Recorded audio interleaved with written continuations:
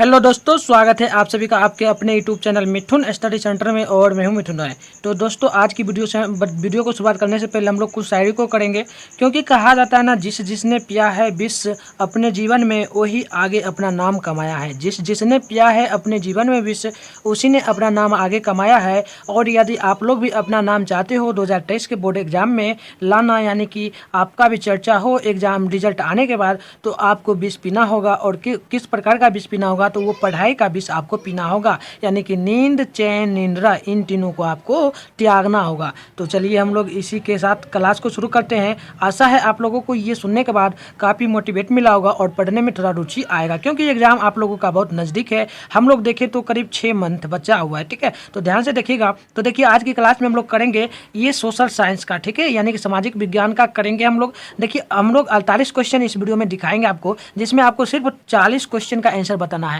और यदि आप लोगों को पता हो आंसर तो कमेंट बॉक्स में बताइएगा, नहीं तो आपका दोस्त मिथुन जो है ना, वो आपको जरूर बताएगा। तो चलिए, हमारी पहली प्रश्न कहती है, इटली और जर्मनी के एकीकरण के विरोधी कौन था? इटली और जर्मनी के एकीकरण के विरोधी कौन था? वहीं इंग्लिश में पढ़े तो क्या होगा? How was offsetted to the uniform canter of laterally and granny, यानी कि कौन होगा इटली और जर्मनी के एकीकरण का विरोधी? तो याद रखना आप लोगों को, ये ऑस्ट्रेलिया था। यानी कि आप लोग कौन नंबर याद रखना, यहाँ पे ए नंबर यानी ऑस्ट्रेलिया। आप चलिए वहीं हम लोग 2 नंबर प्रश्न को देखें, तो ध्यान से देखिएगा और कमेंट बॉक्स में आंसर बताइएगा। प्रश्न कहता है, यंग यूरोप का स्थापना किसने किया था? यंग यूरोप का स्थापना किसने किया था? तो एक ही बात माइंड में बैठा लीजिएगा आप लोग, इसका स्थापना किया था किसने? मेरजिनी ने। वहीं इंग्लिश में पढ़े हम लोग तो हाउ एस्टेब्लिटेड द यंग यूरोप, यानी कि मेरजिनी, ठीक है। 3 नंबर प्रश्न कहता है, पहली बार इतिहास की भौतिक व्याख्या किसने किया था? यानी कि इतिहास की जो पहली व्याख्या था, हिस्ट्री का परिचय सबसे पहले किसने दिया था?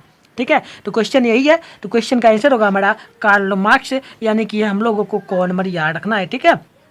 चलिए अगली प्रश्न को हम लोग देख लें। तो अगली प्रश्न हमारा कहता है, 4 नंबर प्रश्न है, कैम्बिंटन, ठीक है, कॉमिंटन की स्थापना किस देश में की गई थी? तो नोट कर लीजिएगा आप लोग, इसकी स्थापना रूस में की गई थी। यानी आप लोग क्या नोट करोगे? घ नंबर, ठीक है। इस प्रकार से आप लोग कमेंट बॉक्स में भी बताओ, और जो कमेंट बॉक्स में आंसर बता रहे हैं ना, बहुत अच्छी बात है। आप लोग इसी प्रकार से बताते जाएं, और हमारे चैनल पर नए हैं तो चैनल को सब्सक्राइब करके बेल आइकन को और प्रेस कर दें, जिससे आने वाली नई वीडियो की नोटिफिकेशन आप लोगों को मिलता रहेगा। तो चलिए अगली प्रश्न है, कंबोडिया को किस गणराज्य घोषित किया गया था? ठीक है, किस वर्ष कंबोडिया को गणराज्य घोषित किया गया था? वही इंग्लिश में यही क्वेश्चन कहें तो, इन विच ईयर वाज कंबोडिया डेसेलेट ए क्या है रिप्राइस, ठीक है। तो क्या आंसर होगा? तो आंसर होगा हमारा, कितना होना चाहिए आप लोग कमेंट बॉक्स में जरूर बताइएगा, 5 नंबर का। ये होगा हमारा 1970, यानी कि हम लोग करें तो इन 1970, यानी कि 1917 में, ठीक है।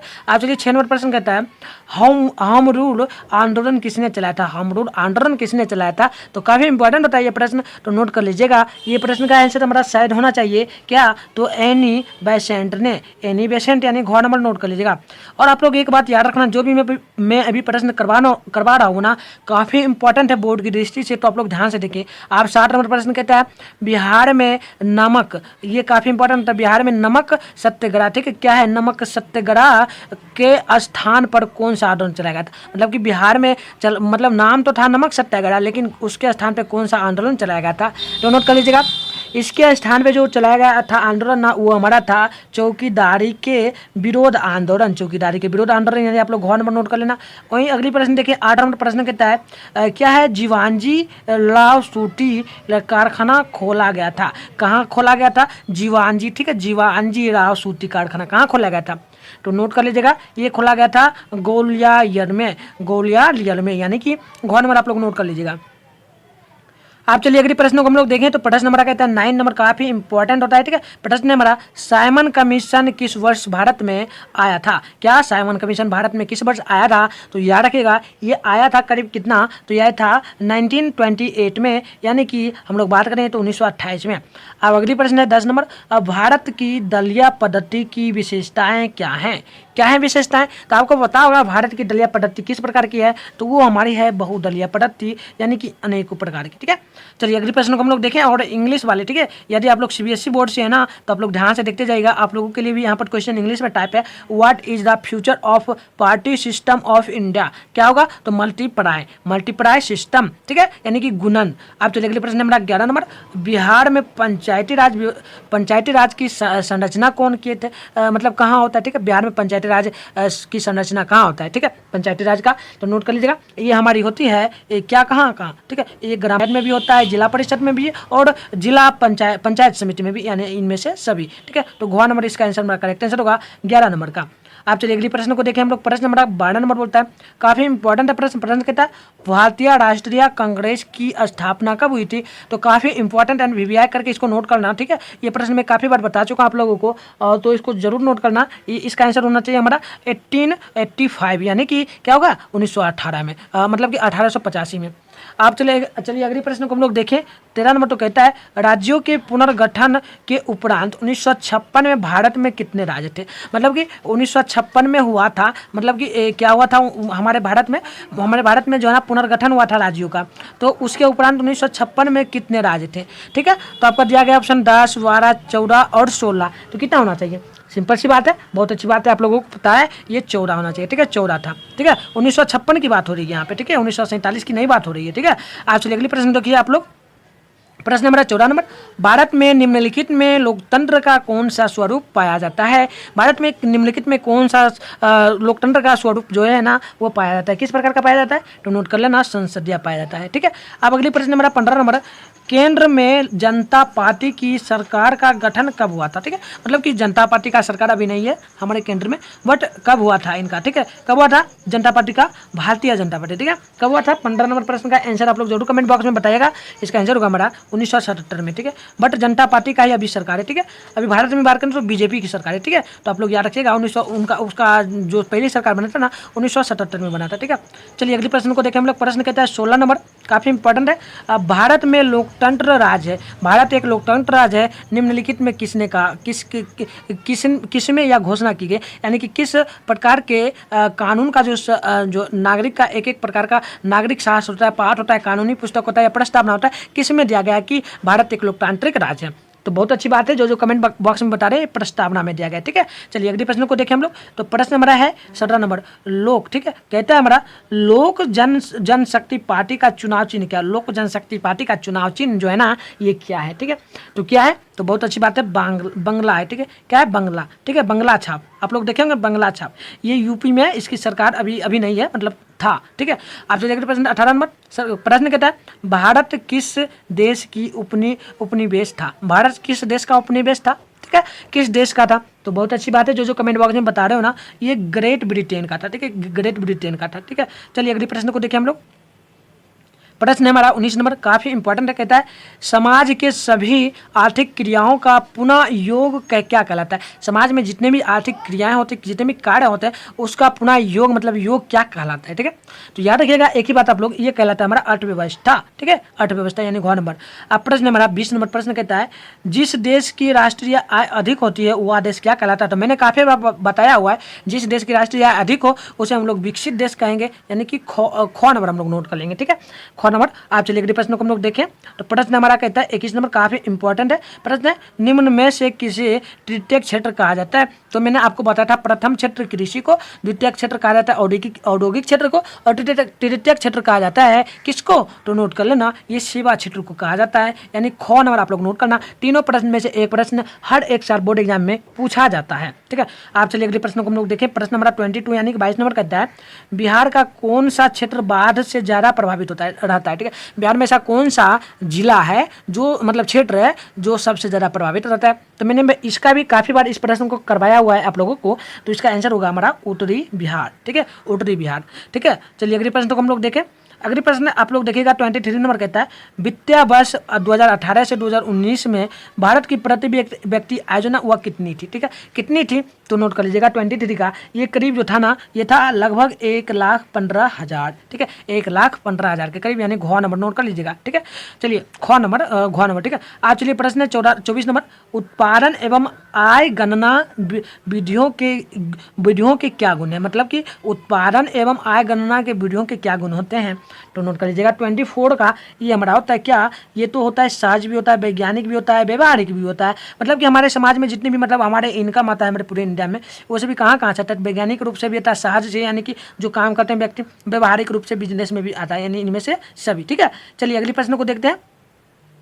प्रश्न हमारा 25 नंबर, ठीक है। प्रश्न कहता है इनमें कौन गैर संस्थागत वित्त साधन है, कौन इनमें से गैर संस्थागत वित्त साधन है। तो नोट कर लीजिएगा इसका आंसर जो होगा हमारा वो होगा हमारा इनमें सभी, यानी कि देशी बैंकर भी, महाजन भी, स्वयं सहायता समूह, यानी कि इनमें सभी, ठीक है।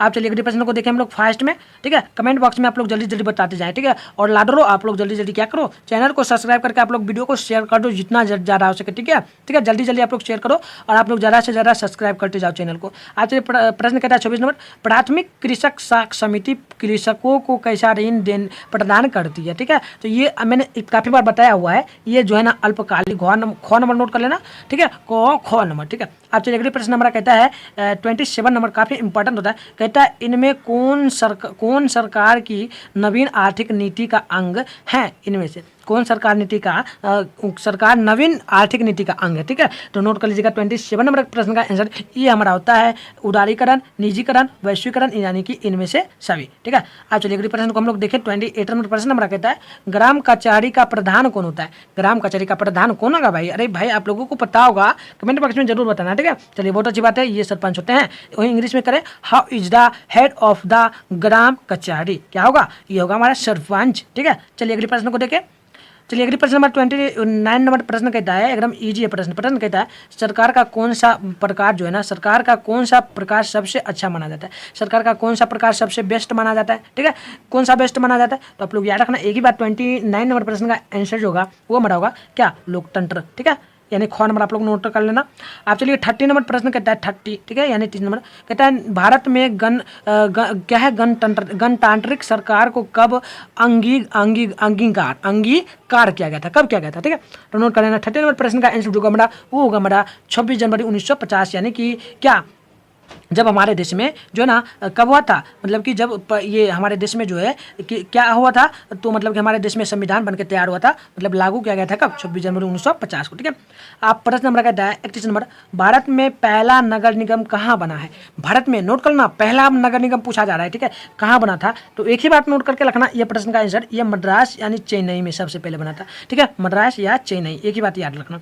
आप चलिए अगले प्रश्न नंबर 32 नंबर कहता है ग्राम पंचायत का कार्य कितने वर्ष का होता है, ग्राम पंचायत के जो सदस्य होते हैं वह कितने वर्ष काम करते हैं, ठीक है। तो नोट कर लीजिएगा ये हमारा होता है करीब 5 वर्षों का, ठीक है। आप प्रश्न नंबर कहता है 33 नंबर, भारत में राजनीतिक दलों को चुनाव चिन्ह कौन आवंटित करता है, यानी कि चुनाव चिन्ह कौन प्रदान करता है, ठीक है। राजनीतिक दलों को, भारत में राजनीतिक दलों को कौन चुनाव चिन्ह प्रदान करता है, जैसे कि होता है ना, एक हो गया ये कह दो गेहूं छाप, एक हो जाता है ये क्या कहते हैं बोर्ड छाप, साइकिल छाप, ये सब होता है ना, कौन देता है चुनाव चिन्ह। तो नोट करना ये जो देता है ना हमारा चुनाव आयोग, ठीक है, 33 का नोट करना कौन, चुनाव आयोग देता है, ठीक है। आप चलिए अगले प्रश्न को हम लोग देखें, ध्यान से देखिएगा, प्रश्न काफी इंपॉर्टेंट है। 34 नंबर प्रश्न है भारतीय संविधान 8वीं अनुसूची में कितनी भाषाओं का स्थान है जो है ना दिया गया, ठीक है। संविधान की 8वीं अनुसूची में कितनी भाषाओं का जो है ना क्या दिया गया है, स्थान दिया गया है, कितनी भाषाओं का। तो 34 का आप लोग नोट करना, ये हमारा होगा 22, ठीक है, क्या होगा 22। आप चलिए अगले प्रश्न देखिए ध्यान से। प्रश्न 35 नंबर कहता है इनमें कौन वर्ष भारत के लिए आपदा वर्ष नहीं रहा है, कौन सा वर्ष है जो आपदा के लिए नहीं रहा है।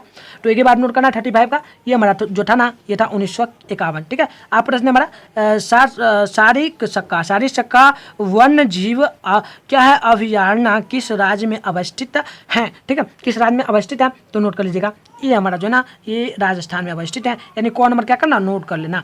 आप चलिए अगले प्रश्न को हम लोग देखें, ध्यान से देखिएगा कितना नंबर प्रश्न है हमारा, तो 38 नंबर प्रश्न होगा, ठीक है। 38 नंबर प्रश्न कहता है हम जादवपुर आ गए क्या, चलो हाँ, एक प्रश्न छूट गया ना। चलो प्रश्न हमारा, इनमें कौन, ठीक है, इनमें कौन मृदा संरक्षण के लिए आवश्यक होता है, कौन होता है? तो 37 का नोट कर लेना आप लोग। ये हमारा क्या हो जाएगा भाई? चलो बहुत अच्छी बात है, ये हमारा होगा वृक्षारोपण। ठीक है, आप चलिए अगले प्रश्न को देखें हम लोग। अगली प्रश्न हमारा क्या था? 38 नंबर प्रश्न है, बिहार में किस खनिज की प्रधानता है? किस खनिज की प्रधानता बिहार में सबसे ज्यादा होती है? तो वो नोट करके रखिएगा आप लोग। ये होता है हमारा चूना पत्थर। ठीक है, चूना पत्थर। अब प्रश्न हमारा 39 नंबर, इनमें कौन परियोजना बिहार में अवस्थित नहीं है? इनमें से कौन सी परियोजना जो है जो कि बिहार में एकदम अवस्थित ही नहीं है? ठीक है, पूरी तरह से अवस्थित नहीं है। तो ये हमारी हो जाती है इडुक्की। ठीक है, इडुक्की परियोजना यानी घ नंबर। आप चलिए अगले प्रश्न देखिएगा ध्यान से। प्रश्न नंबर आज जो है ना 40 नंबर काफी इंपॉर्टेंट कहता है, बोडो। ठीक है, बोडोरो जनजाति किस देश में निवास करता है? किस देश में बोडोरो जाति निवास करता है? ठीक है, तो नोट कर लेना। 40 नंबर प्रश्न का आंसर ये हमारा होता है कैमूर। ठीक है, कैमरून, कैमरून नोट करना। ठीक है, मिस्टेक से बोला जाता है। आप 41 नंबर, भारतीय वन्य जीव बोर्ड का गठन कब किया गया था? भारतीय वन्य जीव बोर्ड का गठन कब किया गया था? बोर्ड मतलब ये नहीं समझना कि परीक्षा का बोर्ड। ठीक है, वन्य जीव का भी बोर्ड होता है। तो कब किया गया था? तो 41 का नोट कर लीजिएगा आप लोग ध्यान से। ये हमारा होना चाहिए 1952। ठीक है, चलिए अगले प्रश्न को देखें, ध्यान से देखते जाइएगा आप लोग। प्रश्न हमारा प्रश्न कहता है, बालाघाट खनिज क्षेत्र किस राज्य में जो है ना संबंधित है? किस राज्य से संबंधित है? तो नोट कर लीजिएगा 42 का, ये हमारा संबंधित होता है मध्य प्रदेश से, यानी कि ख नंबर। आप देखिएगा ध्यान से, प्रश्न 43 नंबर कहता है क्या है? रानीगंज। रानीगंज का संबंध किस खनिज से होता है? तो एक ही बात नोट करना, इसका संबंध जो है ना सिंपल से किससे होगा? तो ये होगा कोयला से। ठीक है, अब प्रश्न हमारा कहता है 44 नंबर, राणा प्रताप सागर परमाणु विद्युत केंद्र किस राज्य में जो है ना अवस्थित है? किस राज्य में है भाई? तो एक ही बात नोट करना, ये हमारा होता है राजस्थान में। कहाँ होता है ना, कहाँ होगा? राजस्थान में। ठीक है, 44 का नोट कर लीजिएगा आप लोग, राजस्थान होगा जी, सही बात है। चलो चलिए अगले प्रश्न देखिएगा। 45 नंबर प्रश्न कहता है, दार्जिलिंग किस फसल उत्पादन के लिए जो है ना प्रसिद्ध होती है? 45 का। ठीक है, किसके लिए होती है? तो ये होती है चाय के लिए। अब प्रश्न हमारा 40 नंबर, इनमें कौन राजस्थान का ऊनी वस्त्र उत्पादन केंद्र कौन है भाई? कमेंट करो आप लोग। ठीक है, कमेंट छोड़ो नहीं। ठीक है, बहुत अच्छी बात है। क्या है? बीकानेर। ठीक है, बीकानेर। चलिए अगले प्रश्न देखिए 47 नंबर। प्रश्न काफी इंपॉर्टेंट है। ठीक है, 49 नंबर प्रश्न कहता है, भारतीय रेल द्वारा रेल यात्री बीमा परियोजना किस वर्ष जो है ना प्रारंभ की गई थी? कब की गई थी? तो एक ही बात 47 का नोट करना, ये की गई है अभी तक नहीं, यानी कि इनमें से कोई नहीं, मतलब ये योजना अभी तक योजना लाई ही नहीं गई है। ठीक है, चलिए अगले प्रश्न को हम लोग देख लें ध्यान से।